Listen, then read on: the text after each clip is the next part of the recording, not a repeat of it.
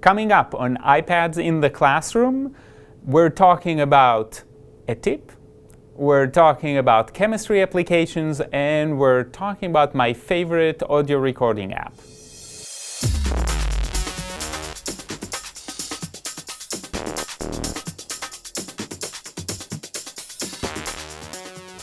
Hi, my name is Guy Trainin, and this is iPads in the Classroom from TechEdge.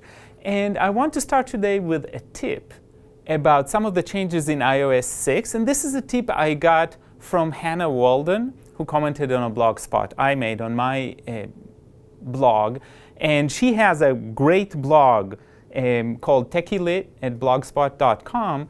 And so I plugged her. But I want to show you this. You can actually, when you share your iPad or anybody's iPad with students, whether they belong to the school or they're your own, or it's something that you use also personally, you can actually now restrict the use that students have of separate functions inside your iPad. So for example, if you go to your general settings, you go to general, and then you go to restrictions, you can have password protected or number protected, the ability to change the features of your iPad.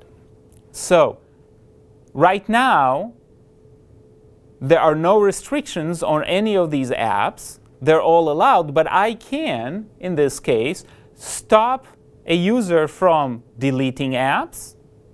So I shift this around. Or I can stop them from installing new apps. And most importantly, you can actually stop them from using the browser. So thank you, Hannah, for giving us this tip. This is an option that allows you to give an iPad to kids without risking any changes being made to them. So that is very useful new feature. It's also a useful feature if you have an iPad at home and you don't want your own kids or other adults in the household to change what you have said. So this is the first thing I want to take. But the main thing I want to talk about today are chemistry apps. And we've done some science apps, and I'm going to actually go back to one we've done before because I think it's that good. But the first two I want to share with you are very special because they are apps that show what we can do when we work with kids. So this is not just about the chemistry, but this is also about how we can, through technology, work with kids and enhance the product they do.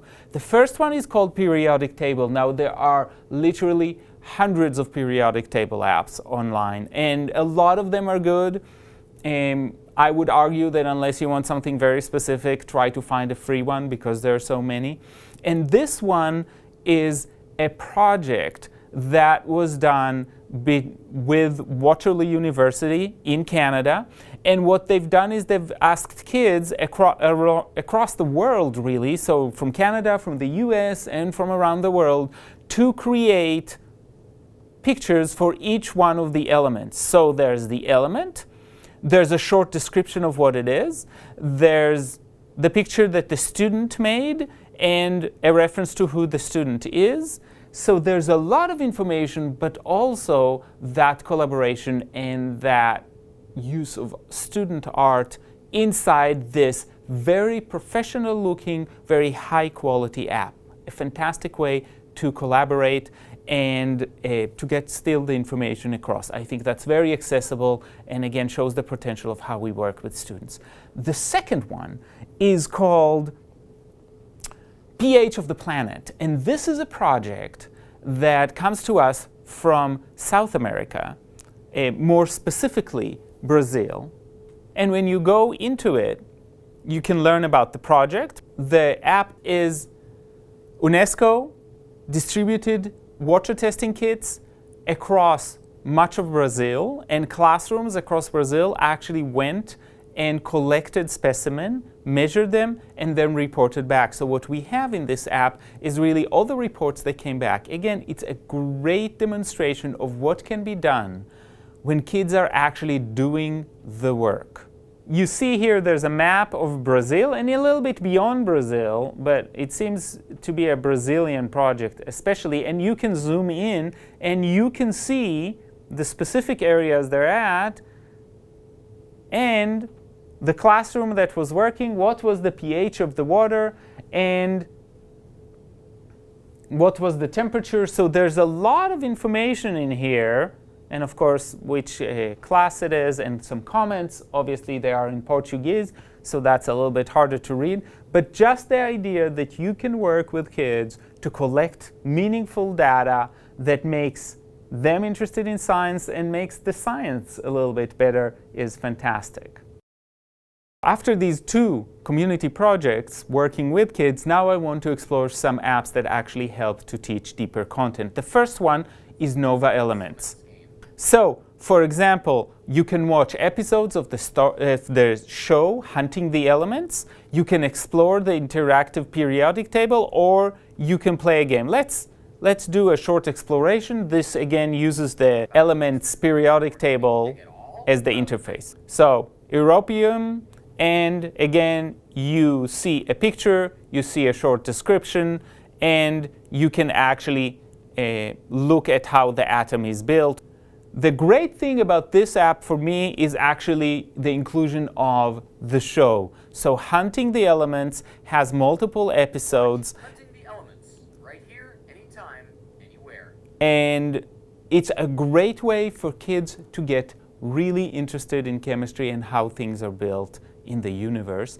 The second app in this group of apps that I want to talk about is actually called Chem Iq. Chem Iq is a game where you have to take an existing compound and create new compounds that actually work in nature. Now, this does not work if you don't know what you're doing. So you can get results, but you would not understand what you did or what all of these things are doing. But you have to sever all the contacts between the existing atoms and then reorganize them in a way that creates a feasible set of molecules. In this case, it doesn't work, so you can try again and again without knowing what you're doing. And I have to admit that it's been a while since I've done anything with chemical equations. This didn't work as well. I enjoy it very much, and we'll go to the next one. The next one that I want to talk about is called Elements Quiz. This is from Tap to Learn, and this is very simple. You can create a set of quizzes of varying difficulties based on different things. You can do a simple quiz and you can do an atomic number quiz. So let's do a simple quiz, and we'll take only the first 3 periods of the periodic tables, and we have these, and find the element hydrogen, and if you click on it, it tells you that you're right, and it gives you some information about hydrogen. So this is a way to get some practice with the periodic table and get some information in the process. So you can get it right, and if you get it wrong, for example, let's say I do helium instead of it, it shows up in red, it tells me that I'm wrong, and it counts it. So you've got a counter on top that tells you exactly what you're doing. Now that we looked at some chemistry apps, I'd like to talk about what has become my favorite audio recording app, and this is AudioNote. Now, I think it's worth it for teachers, definitely for me, to invest in the full version for at least one iPad. It does cost money, but the free version is a little bit too limited in time for my taste. We use it a lot in the reading center we have here on campus to record students as they read. This is AudioNote. What you can do is you can record, but the reason I really like AudioNote, so we've got here a new note, is that while a recording is going, so I've started a recording, while the recording is going, I can draw, if I choose to draw, or write while I'm going, but I can also choose to use the text. And the beauty of using the text tool is that it immediately puts a timestamp, so you know exactly when you wrote that. So if you're observing a student, or you're doing a running record, or you're doing any kind of assessment that's one-to-one assessment, but there's something oral going on, you can use this app and include your notes, include any drawings and additions, and really bring it all together in a comprehensive way that can be then communicated to your desktop, sent through email or directly, and therefore very, very useful in multiple ways. So this is called AudioNote. So today we talked about a tip from iOS 6, how do you limit the use of your iPad to only the things you want kids to use. The second thing we talked about were chemistry apps, and the last thing we talked about is one of my favorite apps, AudioNote. And we'll see you next time on iPads in the Classroom.